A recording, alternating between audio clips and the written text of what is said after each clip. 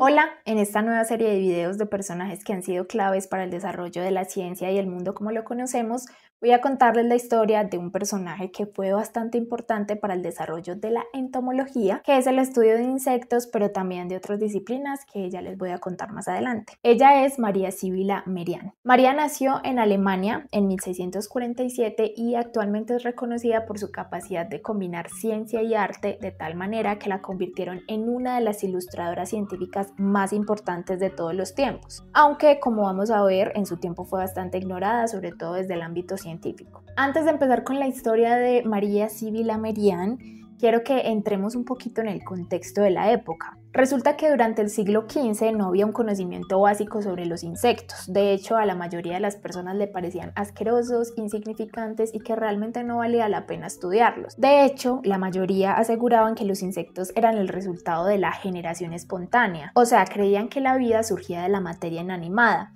como por ejemplo que las moscas podían surgir de la carne podrida o que otros insectos venían del pantano o del barro. Esta creencia se remontaba a Aristóteles, o sea que llevaban muchísimo tiempo con esta creencia, aunque en su momento también habían detractores que decían que la vida tenía que surgir de vida preexistente, y María Sibila Merian era una de ellos. Desde muy pequeña aprendió el arte de la ilustración gracias a que su padrastro era artista y le enseñó absolutamente todo lo que sabía. A los 13 años comenzó a coleccionar y a criar orugas como tema para sus pinturas. Empezó a ilustrar las diferentes etapas de desarrollo de sus insectos favoritos.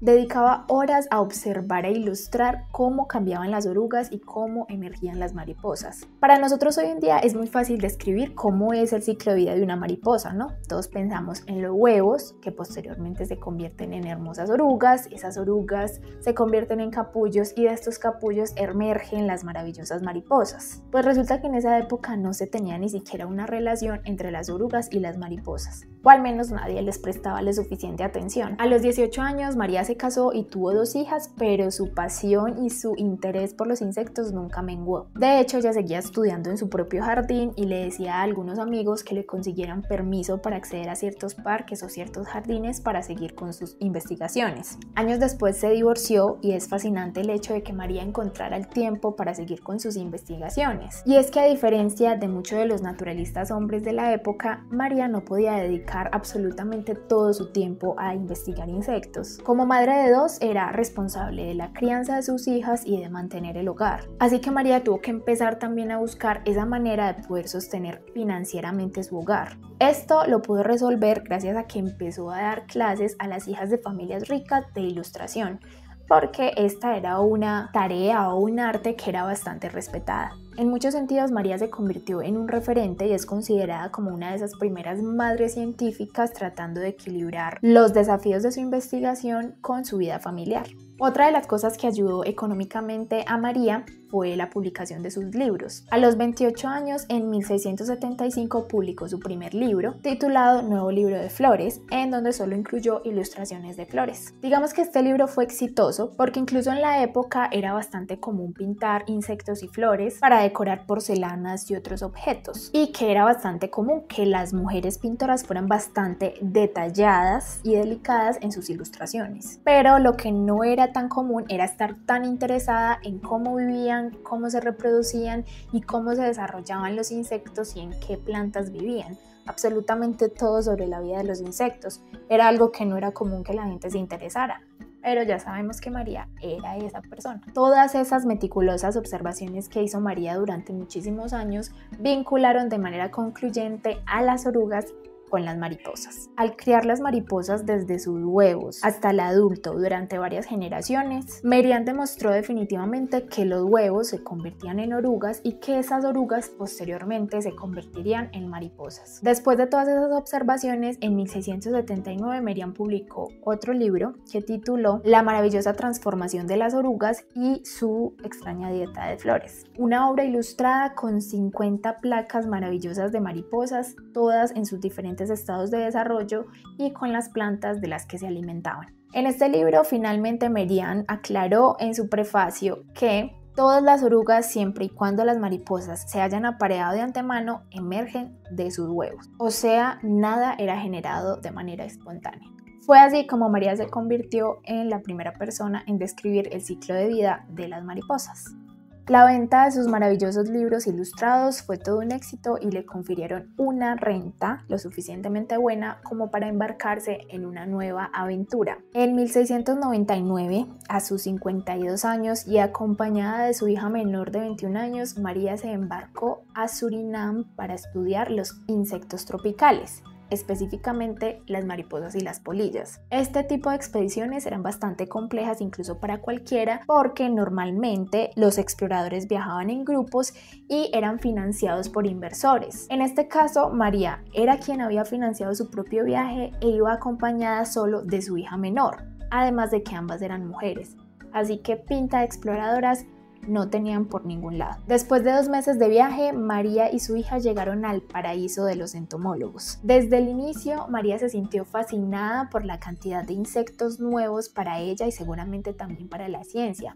Quería ilustrar y colectar absolutamente todo lo que le cupieran en sus manos, pero inmediatamente tuvo problemas porque los plantadores holandeses de la isla no estaban dispuestos a ayudar a un par de mujeres solas a meterse en el bosque y recolectar insectos. Entonces María forjó relaciones con africanos e indígenas esclavizados, con los cuales llegó a acuerdos para que le llevaran especímenes, y además de eso ellos le enseñaron acerca de los usos medicinales y alimenticios de muchas de las plantas de la isla. Merian y su hija trabajaron durante 2 largos años en Surinam, recolectando insectos, ilustrando y siendo todas unas exploradoras. A pesar del calor, la humedad y de que iban vestidas con sus enaguas y sus trajes de la época, Merian siguió durante todo ese tiempo persiguiendo orugas en la selva hasta que contrajo una enfermedad, contrajo malaria y ahí terminó su viaje y se tuvo que devolver a su hogar. De esta expedición publicó un libro en 1705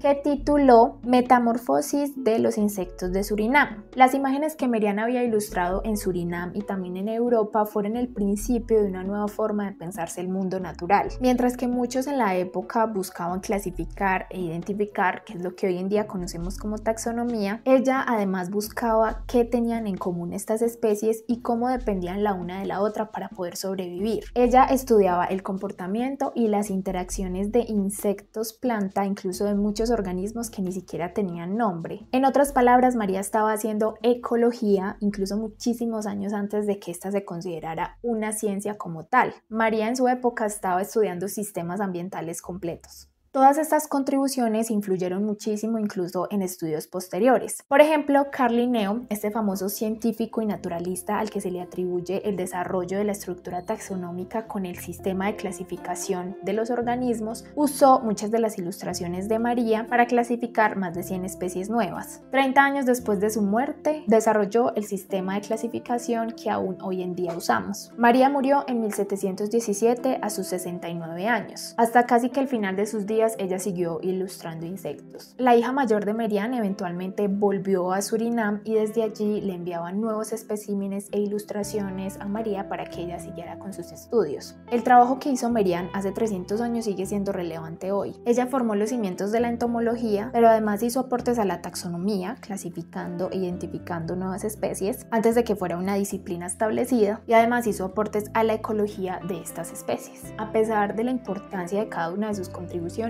es uno de esos personajes que es poco conocidos en la ciencia. Algunos dicen, curiosamente, que uno de sus mayores talentos fue también algo así como uno de sus puntos débiles, y es que dicen que como sus pinturas eran tan fascinantes y deslumbrantes, opacaban la parte científica. Además de que a medida que sus libros iban siendo reimpresos, el texto científico iba siendo cada vez más pequeño y en muchas ocasiones lo quitaban. Otro de los puntos importantes es que todos los libros de Merian estaban escritos en alemán y no en latín, que era el idioma oficial de la ciencia. También el hecho de que María no tuviera una formación científica formal hizo que muchas de sus contribuciones no fueran tomadas en serio. Ella era una naturalista autodidacta, por lo que mucho tiempo no se le dio el reconocimiento que merecía.